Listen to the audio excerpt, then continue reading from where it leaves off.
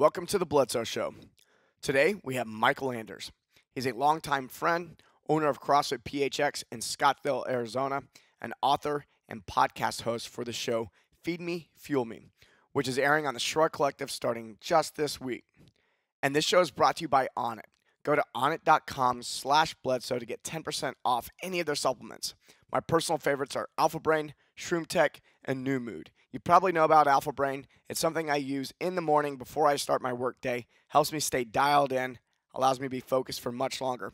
Shroom Tech, that's my favorite pre-workout. It's got cordyceps, it's got ashwagandha, rhodiola, and green tea leaf extract. So if you don't know what those things do, the cordyceps actually allow more blood flow to get to the muscles for a longer period of time. The ashwagandha and the rhodiola help reduce stress in the body. Your glands that are producing the hormones are being stressed while you're working out, and any other type of stress that's happening. Your adrenal glands and other types of glands producing hormones are being stressed. This helps them get back to homeostasis quicker so they can keep producing so that you can go longer. And lastly, it's got a little bit of green tea leaf extract in it, which has a little bit of caffeine for stimulation. This is different than other pre-workouts because most pre-workouts only stimulate you but don't actually get the body to move more blood flow, which is getting more nutrients to the muscles, and that's what you want. That's how you want to be able to do more work, not just stimulation. So make sure to check out that Shroom Tech. And the last thing being New Mood. That's a great before bed, helps you down regulate and actually recover. So those are my three favorites from onnit.com. Go over to onnit.com/Bledsoe for 10% off all their supplements. This show is also brought to you by Thrive Market, my favorite place to get food online. And as a thank you for listening, Thrive Market has a special offer for you. You get $60 of free organic groceries plus free shipping and a 30-day trial. Go to thrivemarket.com/Bledsoe to get that. This is how it works. Users will get $20 off their first 3 orders of $49 or more plus free shipping. No code is necessary because the discount will already be applied at the checkout. Many of you will be going to the store this week anyway, so hit it up. thrivemarket.com/Bledsoe. And lastly, we have a couple spots left for the next Training Camp for the Soul. Go to trainingcampforthesoul.com to find out more. Enjoy the show with Coach Durs.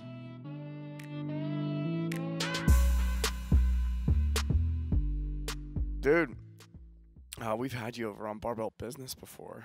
Twice. Yeah. Yeah. Yeah, what's going on? We're over here in Phoenix. Everything, man. CrossFit PHX was rated by the biggest news in 2017. Men's Fitness rated us the #1 CrossFit box in America. Dude, I saw that. Wow. So we are riding that wave.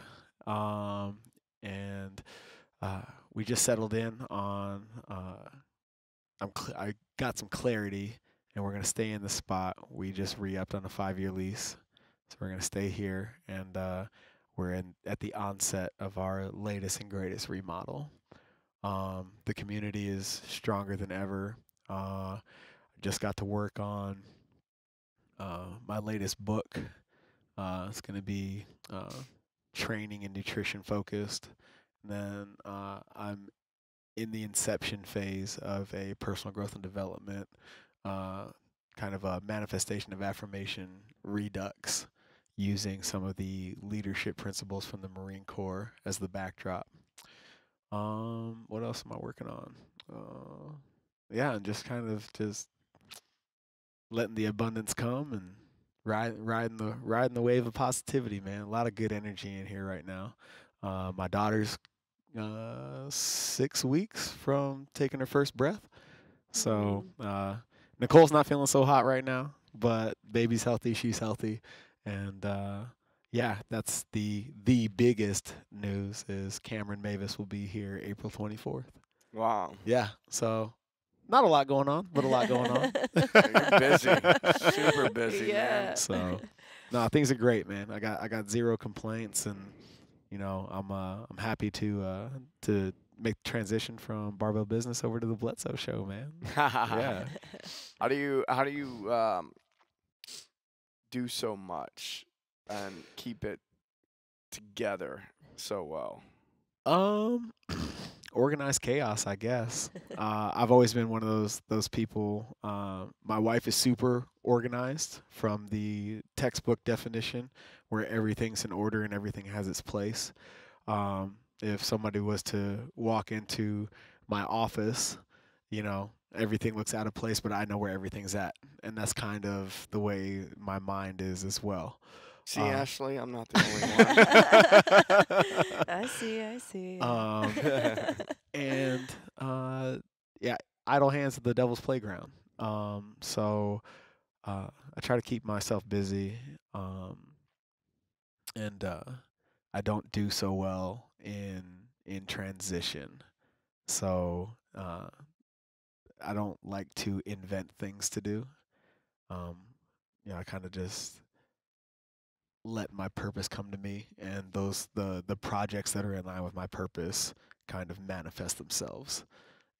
I was just got back from Brazil. My brother fought against Lyoto Machida in his last UFC fight, and to and fro, I was like, I should, instead of sleeping on this plane, I should probably start writing a book and figuring out how to do a Rubik's Cube. So I did both those things. I started a book and I figured out how to do a Rubik's Cube. Is this the nutrition bit? Yeah. What is it? What's So it's just working title. Something in line with it's not a fucking diet. It's a lifestyle. Working title, but something very obvious as to what the content of the book suggests. And it's very anecdotal in my experience through multiple genres of fitness and the nutrition regimens that come along with each of them. Just kind of spelling it out for people. It doesn't, like, both those things, fitness and nutrition, are way overcomplicated in the saturation of information that's out there. And I just really want to dumb it down for people. And it's, if you want to do this, eat like this and train like that. And if you want to do this, eat like this and train this way. And just kind of unmuddy the waters a little bit.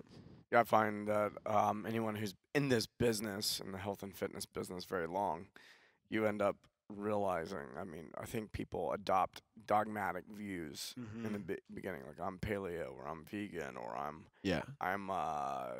doing some type of special macros thing.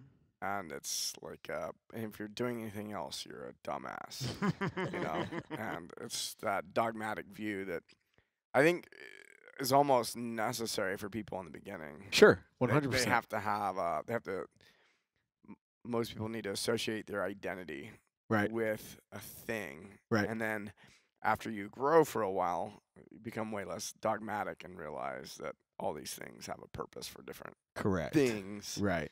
So, and I think that's more so the critical point, is people don't understand the purpose for that dogmatic thinking. So they're just living a certain lifestyle or subscribing to a particular regimen, but they don't really understand the purpose for it, like why it's useful, because nothing is universal. Everything has a purpose or a season, and until you identify that, the structure really doesn't stick.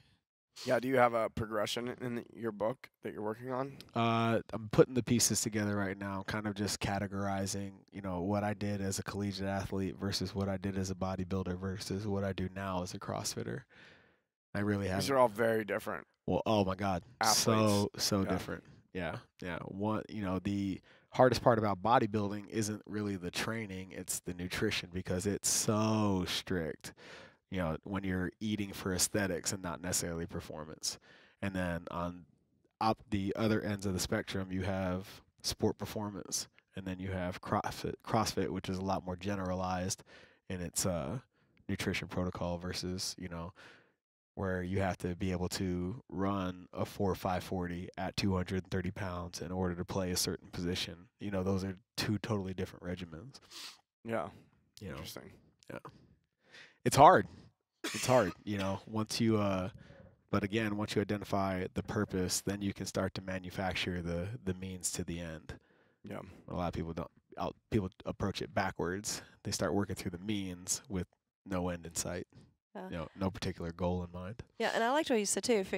To find what you want to do, because I think in a lot of ways people see all these different options and all these different things, and I'll try this. Oh, this didn't work as fast or as much as I wanted it to. Now I'll try this. Now I'll try this. And so to figure out what it is that you want to do, and then really dive into it, and just take the time and the patience to Right. really learn and grow in that particular area. Yeah, you have to explore, but I think you have to explore for a prolonged period of time. Nothing happens in 90 days the way so many things are marketed. Do this for 90 days, blah, blah, blah. Well, what happens after 90 days? I spent 10 years of my life as a competitive athlete through high school and collegiate football. And then I spent another 5 years after that living a bodybuilder lifestyle, getting upwards of 230 pounds. And then the lightest I ever got on stage was 182 pounds. Oh, shit. Yeah. That was my Imagining you at 182. Holy shit, man. I completely, I screwed it up. Go look at pictures of this guy. Google it. They're up there. Yeah. I had hair. 2 days. I didn't have as many tattoos, and I was really skinny on stage. Yeah. But yeah, I messed it up. I over dieted, and I did way too much cardio. I competed all natural, and I was following regimens that dudes that were on a lot of gear were doing. The fasted a lot of fasted cardio, which I didn't need to be doing. Which ended up involving a lot of muscle wasting towards the end. So even though I came in shredded, I came in real small compared to the class. Yeah. Well, we see this in CrossFit too. You have these athletes that are posting their workouts and their workout regimens, and you got, Joe Schmo over here who can, barely clean and jerk half of what this other person's doing, and they've got this workout regimen they're following. They didn't do all the foundation that other athlete probably did up to that point. And these athletes are on shit, people. They're fucking on steroids.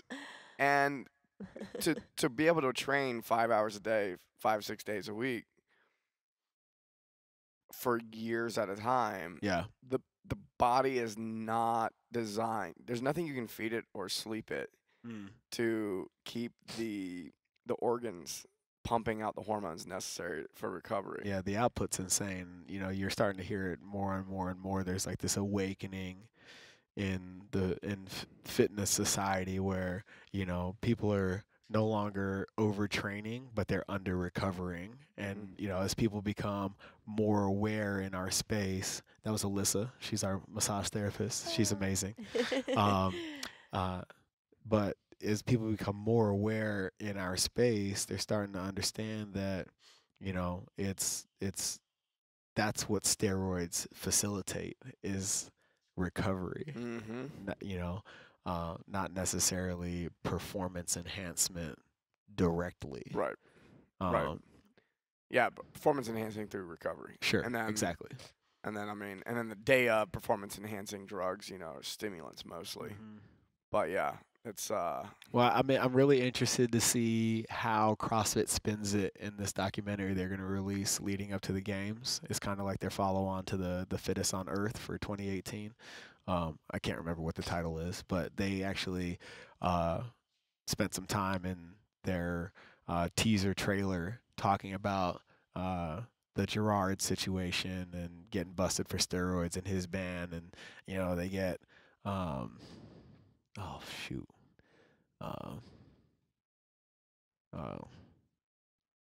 he just won last year. Why am I missing his name? Was it Fraser? Yeah, Matt Fraser and his like. I actually I don't even keep up. Yeah, I'll be at the games and then 2 days later people will be like, "Who won?" I'm like, "I don't know." Well, I was having a great time just hanging out with people. Oh, dude, it was so awesome last year. But Matt Fraser, they have a little clip of Matt Fraser talking about how, if I'm in here busting my ass all day, every day, and you're up on the podium with me and you've been on that shit, go fuck yourself, blah, blah, blah, blah, blah. And it's a very purist view of competing at that level. And, I'm of the belief that you shouldn't throw stones,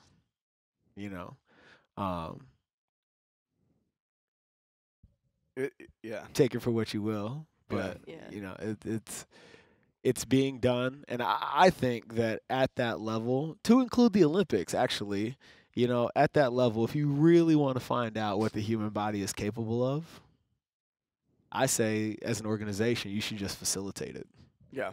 You know, Yeah, I mean the trouble is especially you take like a private sport, you know, Mhm. like CrossFit. It's a privately owned company that's running a sporting event that's not being governed by the state in any way, Sure. and so they may be following WADA or USADA guidelines for drug testing. It might be the substances they're testing for. Right. But for CrossFit specifically, they're not testing. They're not using. They're using the substance guidelines, but they're not using the testing protocols. Right. So they're Okay. not showing up at all these athletes' doors randomly throughout the year. Sure. And from what I've heard, they're showing up at certain athletes' doors more often than others. So, All right. which happens in every sport actually. Yeah. Even Olympic sports, but Mhm. and it depends on how vocal you are about Yeah. your opinions on how you might get tested is what I've heard. Sure. So yeah, I Stay mean, under the radar. yeah, I guess all I want to say is it's prevalent in all sports where money is on the line. Absolutely. Money and glory will bring it out. I have watched athletes. I'm not talking about CrossFit. I'm talking about just sports in general. I've watched athletes talk major shit about people on steroids, and they get popped a year or two later. Right. It's a great way to hide is to Mhm. come out and be against it. So Sure. you know, people are like, "Oh, no way, this guy's doing it. No way, that girl's doing it." I'm like, "Okay, Right. Right. we'll see." So It all it's comes out in the interesting. wash eventually. Yeah. You know, you can't go from. And I'm not saying Matt Fraser is a user by any means, but you know, take a guy like Matt Fraser who didn't have to compete in the last 2 or 3 events last year, and he would have won. You know yeah. what I mean? Now, either one of two things is going to happen. Either he's going to have an incremental or drastic decline in performance, or the field's going to catch up. One or the other. But something is going to occur in the universe in which that gap is going to get condensed really, really fast. You know, and it's just really interesting to watch, and then watch the aftermath and the public hanging of those that get popped. You know, CrossFit is it's bad. You know, how they just crucify these athletes that test positive for PEDs. I've never seen anything like it. Well, I find it interesting is that nobody's ever been popped that's popular with HQ. Yeah. Yeah. It's easy to crucify somebody who's like just show that we're doing it, Right. but we're not popping anybody who's actually popular. You know, The heroes of the sport. right? Yeah. So Yeah. I don't. I'm not saying I want that to happen, Right. but I would feel better about it if that were to happen. Sure. Sure. So now that we've said it all, all right, well, we're gonna have to crucify one of our own. Who will it be? Right. Yeah. So, any takers? Volunteers? Raise your hands. That's right. But no, I think that the culture, the sport of CrossFit's in a very all that other stuff aside, you know, now that we've put it out there and it exists everywhere, I think that the culture and the sport of CrossFit is alive and well and in a healthy place.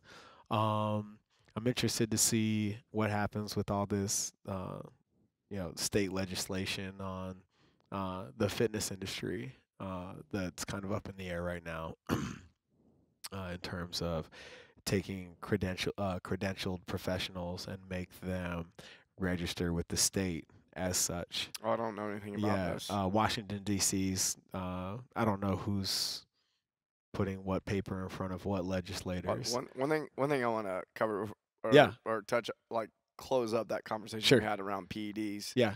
performance enhancing drugs, is just wanted to wrap that up in a summary of, you know, a lot of times as somebody who is new to a sport, I consider somebody new who's been doing it less than 3 to 5 years. Sure.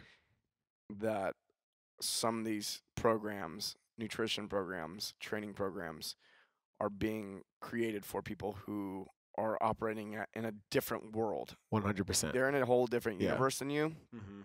And just because you can't complete all the workouts, week after week after week, doesn't mean anything about you other than this other person has more experience, or Right. they're using PEDs, or Sure.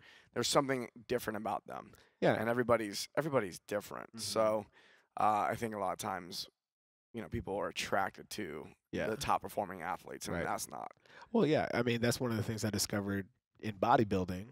If it works for Jay Cutler and Ronnie Coleman, I read the Encyclopedia of Bodybuilding back to back to back, cover to Yep, cover, twice on a treadmill. And there's a lot of pieces in there that guys on gear can get away with, and that I just couldn't.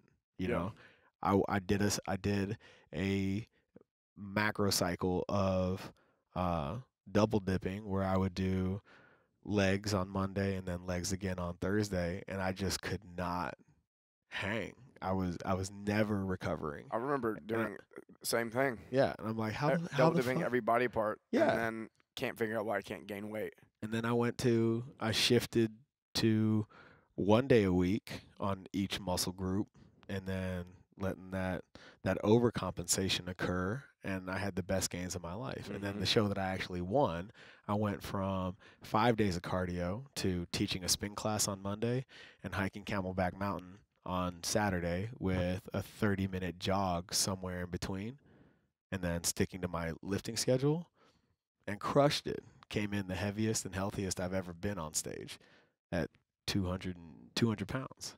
Nice. Versus the real skinny 182 going by the book. Right. And that's that prolonged experimentation that we're talking about. It's really difficult to find out what your body adapts to and responds to if, you don't have the commitment of, more than 12 months to truly figure it out. Yep. So you were talking about there's some type of legislation going on. Yeah, like DC is entertaining the idea of making not only fitness professionals become certified with certain organizations, but then you also have to be state certified as well. So like if you're a real estate agent, you're licensed per state. If you're an attorney, you pass the bar in every single state. If you're a massage therapist, every state has a certain amount of observation hours before you're able to practice on your own. And they're looking at doing that same kind of structure for us in the fitness space. What do you think about it? I think it's good and bad. I think that you would also agree that our industry is inundated with a lot of false prophets, as I call them, people who, to the mass will proclaim to the masses that they know everything about fitness and how to get you from point A to point B, and then you look at the structure of their training and the information that they're putting out there, and it's either unfounded or incorrect or geared towards the wrong population for what it's promoting. And I think that there's potential to weed those folks out. At the same time, I think that it also makes it very challenging for those that aren't credentialed but have a ton of experience to stay in the game. I have two thoughts on that. We're talking about the idea of state-by-state legislation regarding health and fitness, Correct. education, and advice in the age of Instagram. Yeah, exactly. You know what I mean? What about the guy posting shit from Thailand? So what are we going to do? Hamstring people in the United States from putting out good content? And then someone in Bali can just say whatever the fuck they want? Sure. And disseminate that to the entire world. Right. So there's that, and then never even thought about that. Yeah. And then because that's what when I think about people who, there's just as many people online that are giving terrible advice as there are people, personal trainers who actually don't know what they're doing. Right. So I think the ratio is probably very much the same. I would agree. And so there's that, and then in addition to that, I'm some of the best coaches I've ever met on the planet. Barely have a high school diploma. Correct. Right. And some of the most innovative coaches Mm-hmm. usually don't have Right. anything. Yeah. So I mean, I've gone around the world interviewing Sure. some of the top, and usually the guys who are the most creative, Mm-hmm. Yeah. I've met people who have started certifications that don't have high school diplomas. Right. It's like, Right. oh, okay. Well, this Yeah. is interesting. I think I don't know a lot about Louis Simmons, but I think he is one of those beautiful minds of our industry, Mhm. right? And I don't know where he stands as far as credentials are concerned. I just know that he I is don't think he has any official right. credentials. So yeah. you take a guy like that who's created, thousands of extremely effective training protocols, trademarked and patented, beautiful pieces of gear, and then you shut him down because he's Totally. not right. So that's like the extreme example of how legislation like that would work against the industry. Yeah, I mean, Yeah. Because there's other where would names. You got Brian McKenzie. I Mhm. don't think Julian Pinot has the academic background. Man, I could probably just go down a list in my head, if I Sure. really stopped and thought about it. But those are another two guys who Yeah. I respect. Where I'm not sure. I've met guys that have mechanical engineering backgrounds Mhm. that understand kinesiology from a perspective you wouldn't get in school. Right. Just shit like that. Yeah. Right. So there's that fine line between education and experience, and they're both valid and both extremely important, but you can't negate one for the other Yeah. and For sure. and expect to have a fruitful product in the end. Yeah, and at the same time, I think it sounds like the legislation is an attempt at weeding out the BS. I would hope so. Yeah. I don't know. When I look at policy and stuff like that, I always say follow the money. Yeah. So who has the most to gain, and where does whose pockets are getting fatter? Yeah. You know. And I think a lot of that stuff starts with a good intention, Sure. and then for every hand that it passes through, it just gets dirtier and dirtier and dirtier. So, But yeah, I mean, I would say for anyone who's not in the fitness industry, who might have an opinion on this, is I always tell people is say someone who works in the oil industry or the legal industry or whatever industry you work in, yeah. and there's some level of government intervention Mhm. and regulation in your industry, and in your opinion, how good of a job is the government doing at regulating your industry? Right. And when I talk to people, they usually say, not so, their opinion is not super high. Right. It's like, well, why do you think they're doing a great job in other industries too? Mm-hmm. At the same time, what's going to happen if there is no regulation? Right. Right. And I mean, I think it's that harder for people, the average yeah. person, to trust. Sure. I think for us, on the fitness side of things, though, it's the cream always rises to the top. We were just talking about it before we got on the show. The state of affiliates now, and yeah. there's people that got hip to game at some point and realized that this is indeed a business and not a hobby, and those who flipped that switch and started to further their education in business and find mentors and do all that stuff are surviving and thriving. And those that continue to treat it as a hobby, they're rolling up their doors and putting all their equipment on sale on Facebook. Yeah. And I think that that's happening more and more and more as we now ride the peak of CrossFit, versus approach it, where boxes were popping up left and right here in America, and that's not so much the case anymore. Yeah, I mean, you got a lot of box owners, a lot of gym owners who are complaining about the state of affairs, and then when I talk to you, you're like, oh, this is perfect. I think it's great. Yeah. You know, I like Greg Glassman's stance on, you know, the social Darwinism of his organizational structure. You know, if you're good, you'll last. If you're not, you won't.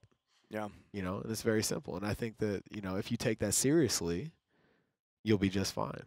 Yeah. But if you treat it like, you know, it's a game or a hobby or whatever, you can do all the things that make CrossFit great and treat it like a business. You're not an asshole for that. Right. I've talked to many box owners who feel like, you know, by making strategic business decisions that it's detrimental to, you know, why they got into this game in the first place. And I'm like, it's not about, you know, now you're in it. You know, do you want to keep playing or not? Yeah. You know, it's that simple. I think people have this idea of being a sellout. Right. Have you ever heard that? Oh, sure. Yeah. Sure. What do you think about that? You know, the people that preach that message aren't around anymore. So, I mean, it kind of speaks for itself. What do you think makes a great gym? Community, process, and coaching. You know, you have to have those three things. You know, process has a couple of different meanings. It comes from everything from your ability to program macro and mesocycles. You know, like the way we do things here at PHX, we treat the open as our season. So all of our strength cycles, our conditioning cycles, you know, all that stuff leads up to peaking at the end of February through March. And then also, are you training and building your staff? You know, we were also just talking about, you know, I made a conscious decision to not just hire good coaches, but to create legitimate career opportunities for our coaches. Case in point, Caitlin, she's our she coaches all of our noon classes. She has her own micro community within our box that are exclusive to that noon class. She coaches our ladies only program. And she's also our nutrition consultant. I used to push personal training on her like it was nobody's business, and she just continued to shut down. You know, that's not where her passion is, right? And then she became vegan and became very interested in the education of nutrition and all the things that go along with that. And a light bulb went off. She got with a D at WAG and went through her process, and then, you know, she did the experimentation that we were talking about. She got on with Black Iron, Chrissy May Cagney's company. Yep. And went through their process. And as a result of all those things, I just wanted it, you know, to be organic to PHX. We created Macros and Metcons, which is our nutrition program. And now Caitlin has global reach as a result. Nice. You know, so I think that and as a result of the Barbell Mastermind, one of the things that I became very aware of was the abundance mentality. You know, your plate can only be so full, you know, and there's millions of people and lives that can be touched, and you can only personally touch so many of them. So by spread loading your bandwidth and placing people in their creative genius and allowing them to take it and run with it, I mean, like, I'm not doing the nutrition stuff, but I can help Caitlin on the structure and the system implementation part of it, because that's what I know now, so that she can thrive in that space. And I don't think that there's a lot of people that have had that awakening yet. Yeah. I think a lot of gym owners, they may hear that, or a lot of business owners may hear that and go, yeah, that's a great idea. And then even attempt to execute on that. And then ego steps in. Sure. And realizes there's like this fear of loss. Sure. Yep. Yeah. Have you had that experience? Yeah, you know, it's really funny, and I know that I wanted to use your show as the platform to talk about this. It wasn't until I used to have a lot of combative thinking in my head. If I do this, I'll get a negative outcome by trying to do something positive, right? And then I was invited to that retreat with Shaman John, as I call him. Shaman John. Shaman John. You can't look that up on Google. You'll go nowhere with it. But Maybe. I don't know. You won't find the same guy, Yeah. but you may find something. Yeah. And by going through that plant medicine journey with the psilocybin mushrooms, I was able to achieve a ton of clarity, not only on my own personal demons, but also my clarity in business. And as a result, I've really entrusted my faith and guidance in my coaches. If there's something that they feel like PHX is the platform to help them grow towards, I'm all about facilitating that now. Whereas before, I'd be a little reluctant and not necessarily, I wouldn't go out of my way to sabotage things, but I would definitely not necessarily fully partake in those endeavors. And a lot of that has changed as a result of that process. Gotcha. Yeah. That's awesome to hear. So. Yeah. So you mentioned community. Process. Community coaching. Process and coaching. We talked about process. Yeah. Which I think was probably, glad we attacked that first because that was probably the most abstract idea. Sure. For most people. Yeah. What about community? I think every, if I go to every gym and I say, what sets you apart? They'll say community and coaching. It's so cliche now. Yeah, Yeah. you're right. No, you're right. You're right. But from a community standpoint, it's what are your members doing for each other? There's, the obvious interaction of member to coach, but what happens outside the gym? Do you really have a community, or do you just have a collective of people that just work out together for an hour a day? Our gym is inundated with people that have traveled the world together. We had a crew go down to Peru and do Machu Picchu. We've had people get married out of here. We've had families started out of here. During the Open, we do a Friday Night Lights event every Friday, and then we all go out as a gym to either Darwin's house, and we have like a barbecue theme or a breakfast theme or something like that, and do a little potluck, or we go out in Old Town and throw down. So like what are those intangibles that you can create that make your community special? It's awesome to walk in here and be greeted and everybody knows your name and all that kind of good stuff. The shit that you would expect from a customer service standpoint, but that's not community. Community is, how can I help you progress in life outside of the fitness is a given. Like we've done that. We've established that that's important to you. Congratulations. But, are you looking for career progression? We've had people help each other get jobs. Real estate deals go down in here. I mean, this is when people ask me what I do, I tell people that I'm a connector. I bring people together and facilitate connection. And that's what community really is to me anyway. Nice. And the last thing, coaching. You got to have good coaches, man. And you have to polish that stone. There's so many people out here that are overly credentialed, master's degrees, excessive certifications, internships here, internships there, but your ability to coach is really your ability to communicate. Taking one concept and being able to say it 17 different ways so that at some point you say the right thing and somebody gets it. And that only comes with time and good mentorship. My goal as the owner of this gym, when I bring on a new coach, they go through a 6 to 9 month, maybe even a year apprenticeship process. And it's very crawl, walk, run. Stand next to me as I coach this class and ask me every question under the sun. And then, okay, now you're going to write the warm-up and you're going to run the warm-up. And then you're going to watch some more. And then, okay, now we're going to take the training wheels off and you're going to coach a class and I'm going to scrutinize everything you do. And I'm going to ask you a ton of whys. Why'd you do it this way? Why'd you do it that way? Why'd you stand here? Why'd you stand over there? Why'd you talk to this one person the entire class and forget about the other 9 that are in here? She's so hot. And just beat that dead horse. And for a lot of people, especially when the ego gets involved, behind the credentials that they may or may not have, it's a very challenging and difficult process to grow through that.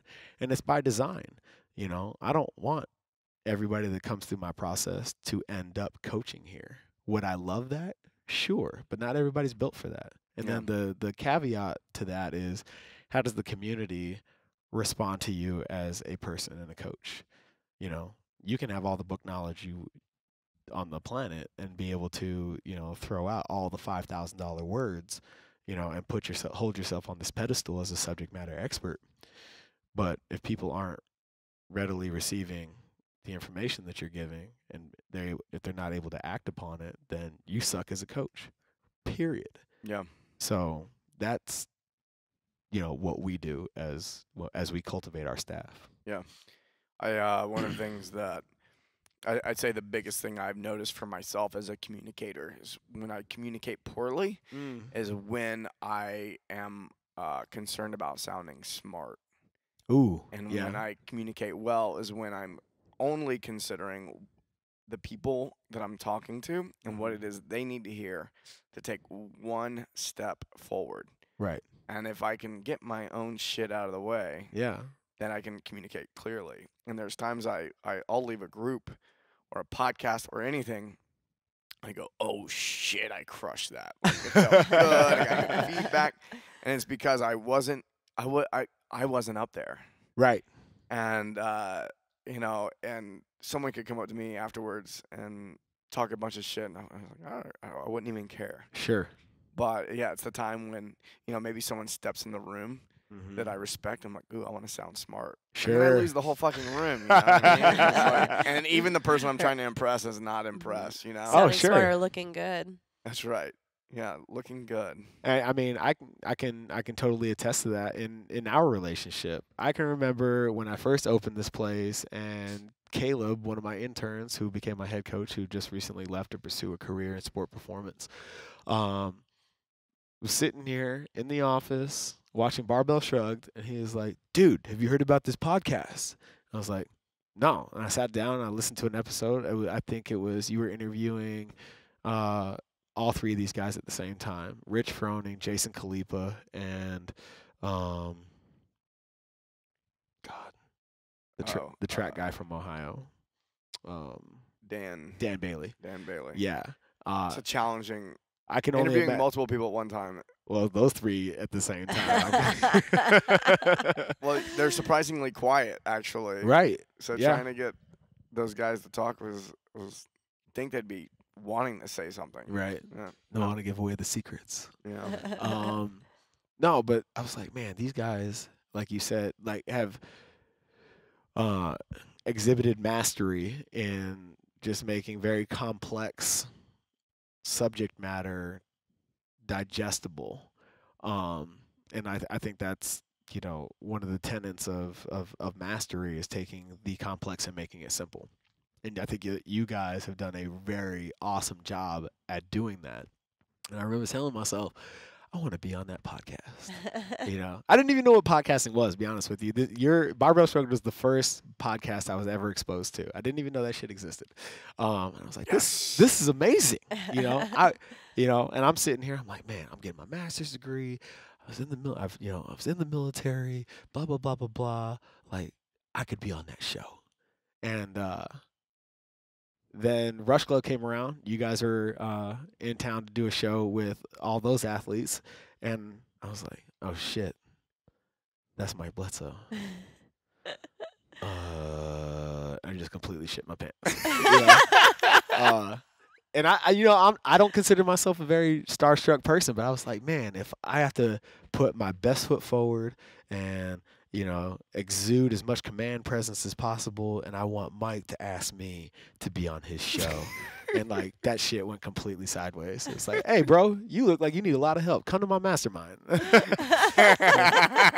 and that's how it started.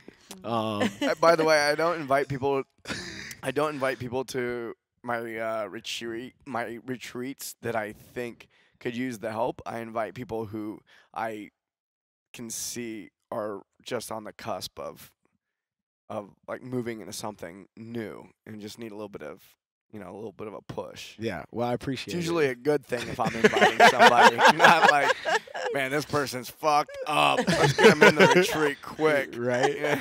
No. I was really and truly humbled to have been invited to the Barbell Mastermind, and I can't express what that experience has truly done for the growth of me, both professionally and personally.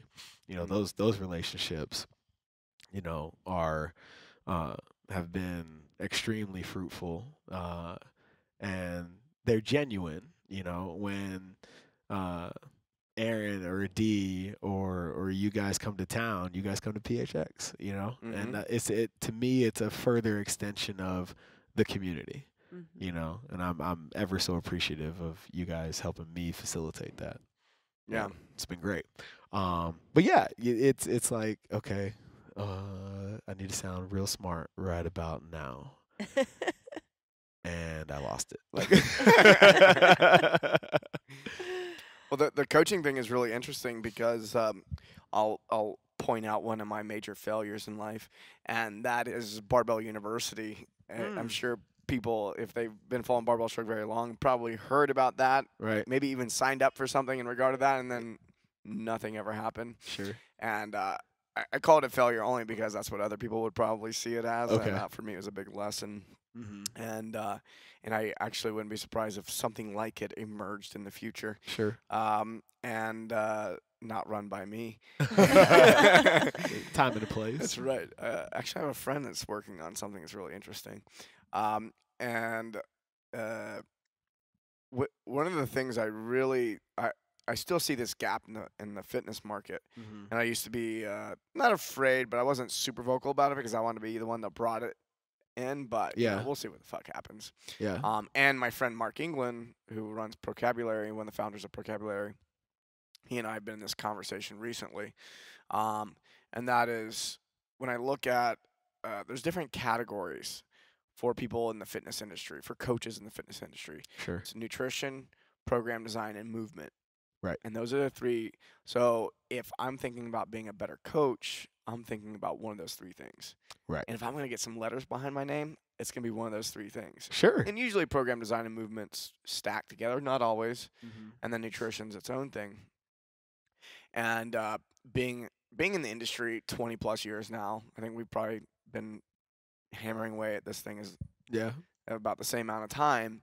You start learning that the highest leverage thing is the coaching, and coaching is its own bucket. Right. It's its own category, and it's mostly communication or all communication. And I start looking at nobody is going and getting certified in communication or coaching. Right. And so when I think about program design, movement, and nutrition, these are good technical skills. Right. But it doesn't make you a coach. Correct. There are a ton of people that know a ton about that who couldn't coach themselves out of a paper bag.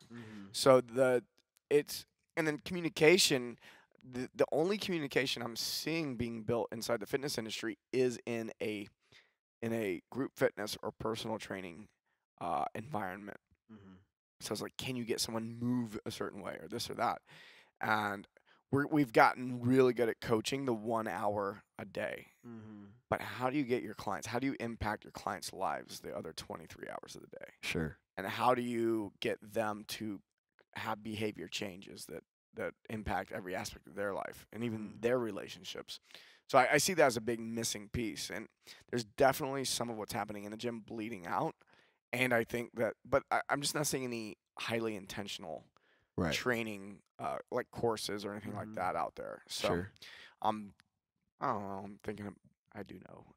I'm thinking about putting something together with a guy like Mark England, who has studied language for over a decade exclusively, and also has an athletic background. Right. But his perspective is, that's actually the most important part. Yeah. And so I think there's a really big opportunity. And I'm excited because the fact that we're just talking about it right now, and people are going to hear this, we'll start putting more attention into it. Sure. And because that's true, it'll get better. Right. And yeah, and I'm excited because I think we look at this happens with every generation too. It's like, oh, I missed this revolution or this or that, and I'm sure a lot of people get into CrossFit and go, oh man, I missed CrossFit at its inception, and I didn't get in the early days, Right. and nothing will be like it. And I think the next iteration, the next revolution in the fitness industry is going to be coaching, Mm-hmm. and that's going to be how do we bring a more holistic coaching Yeah. perspective and communication skills into this fitness environment.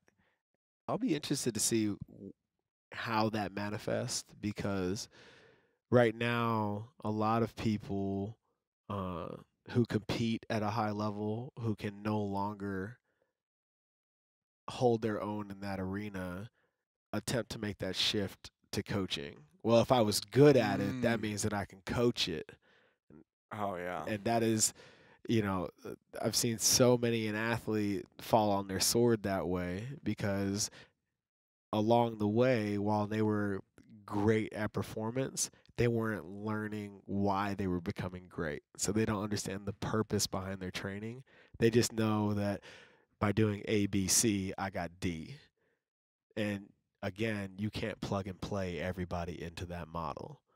Additionally, the I've talked about this a little bit too, which is studying. I've met some of the top coaches on the planet, and initially I was so interested in what they were doing. Like, what are you doing? 5x5? 10 sets of 2? Right. Like, what are you doing? And I go, wow, this looks. Oh, I understand the principles now. Oh, okay. Well, this and that are actually, they look different on paper, but if you look at the principles they're based on physiologically, of course you're going to get similar results and you're going to produce amazing athletes. Cool, that program works.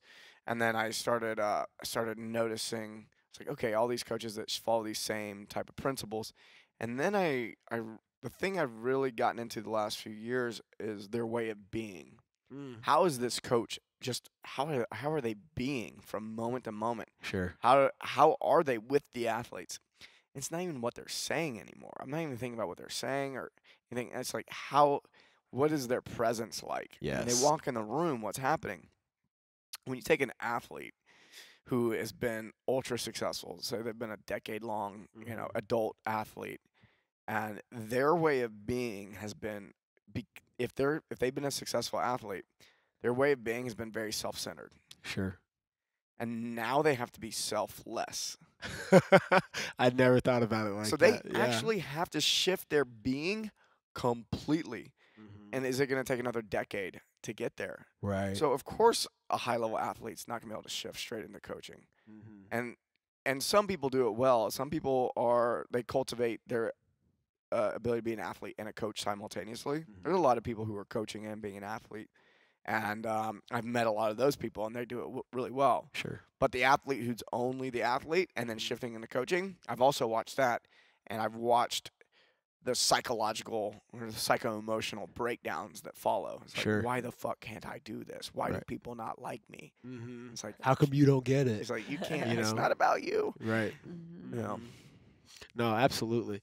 And I think that one of the things that I've grown into in this phase of my life is I've become the coach of coaches, not so much the coach of athletes. And I think that that is a huge awakening for people to be aware of. And I think that that's where the separation will occur. It's one thing to teach somebody to do. It's a whole nother evolution of being to teach somebody to teach. Oh, yeah. Meta coaching. Yeah. And I think that, it's all those intangibles that we're talking about that can only be readily received when you're in that space. Like, I'm not teaching you how to move anymore. I'm teaching you how to teach somebody to move. And that's a whole nother dialogue. It's not the same. Yeah, absolutely. What brings you the most joy? Like, what drives you to be the coach you are? And when something happens with an athlete or a coach, what just lights you up? I love hearing about my athletes, my members' progression through the teaching of my coaches, because that just lets me know that I did a good job. That's my warm and fuzzy. When I teach my coaches who have been doing this for some of them 5+ years now, and it's still like this little nugget. They're like, oh my God, I didn't know that it changed the game for me. And now I'm going to use that to make my coaching stronger. It's those aha moments from my athletes through my coaches that bring me the most joy, because it lets me know that I'm creating something greater than myself, and it's going to become my legacy. It will outlast me through their teachings. It's not about me anymore. I'd rather, like, all of our Yelp and Google reviews and stuff like that, to mention, Laura, Caitlin, Jared, Daryl, David, mention them. Not, oh, Durs is amazing. CrossFit PH is awesome because of Durs. It's when I hear that tells me that I'm doing too much. But when they're like, oh my God, Dave, I've been CrossFitting for 5 years and I got one cue from Caitlin, and it changed the game. How come I haven't heard this ever before? And CrossFit PHX is the most awesome box on the planet. I'm like, now it's being done right. Nice. Yeah. What I'm trying to see if I should fit this into a timeline box. This question in a timeline box or an ever box. Let's do a timeline box. Okay. And then we'll do an ever box. Sure. In the last year, Okay. what's been your biggest aha about coaching? About coaching. Man. I can't hold on so tight. That's been my biggest aha. I'm not so much micromanaging, but I used to have an eye on everything my coaches were doing, from programming to listening in on classes while I'm doing the administrative stuff, and I wasn't able to do the things that I didn't have the bandwidth to focus on the growth of the business and the community in doing that. And I had some very quality mentorship from the alpha hippie himself, Angelo Cisco, and he really helped me come to that realization that if I'm required to do that to maintain the stasis of the gym in our community, then there's a chink in the system, and that needs to be remedied. And so I was able to do that, and now I can be more hands off and focus on other productive activities rather than babysit my coaches from afar. Yeah, sounds like trust. Yes, there you go. Yeah. If to put it in a word, trust. Yeah.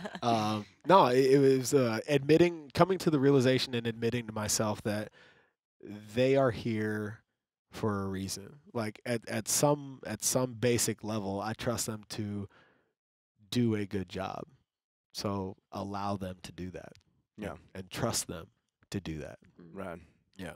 What's your biggest? I mean, could you point out a big aha from like your lifetime of coaching? Or what do you think's had the biggest positive impact on you as a coach? There was a period of my life where I felt like I knew everything. Yeah. And the biggest ever aha was not so much that wasn't a fact, but more so the fact that the idea that I'm never going to stop learning. And as much as I love education, I need to be humble about education. And that was the biggest thing. And that manifested in my, prior to that, I hated asking for help because it was an admission of ignorance. Mm-hmm. And now I embrace that. I love engaging in dialogue where I shut up and listen.